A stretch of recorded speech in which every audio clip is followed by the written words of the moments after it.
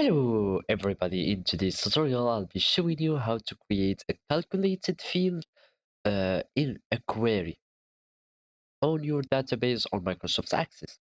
So now open your Access database and follow these steps. First, we will create a new query. To do so, we will head to the Create tab here and we will go to the Query Design.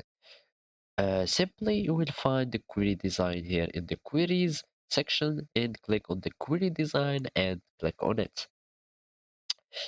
Now you are going to choose the table that's where you want to add the calculated query, and I'm going to add all the fields. This asterisk or means all the fields are included, and then you will add now your new query or calculated query.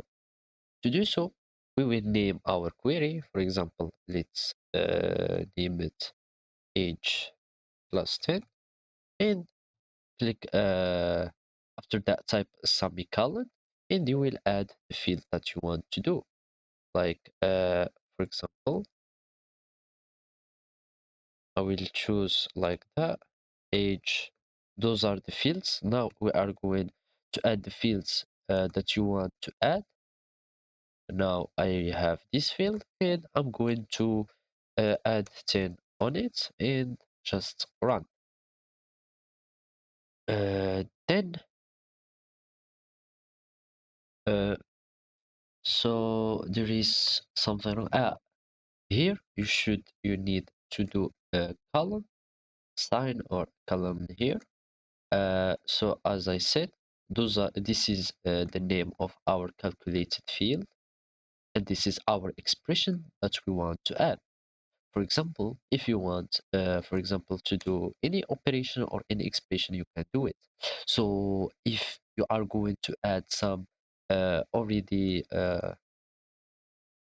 some fields from your already created tables, you need to make them between brackets. And then you can do the operations like the addition or multiplication normally as in other uh, in any formula or anything else. So after you are doing this, you need to run the query.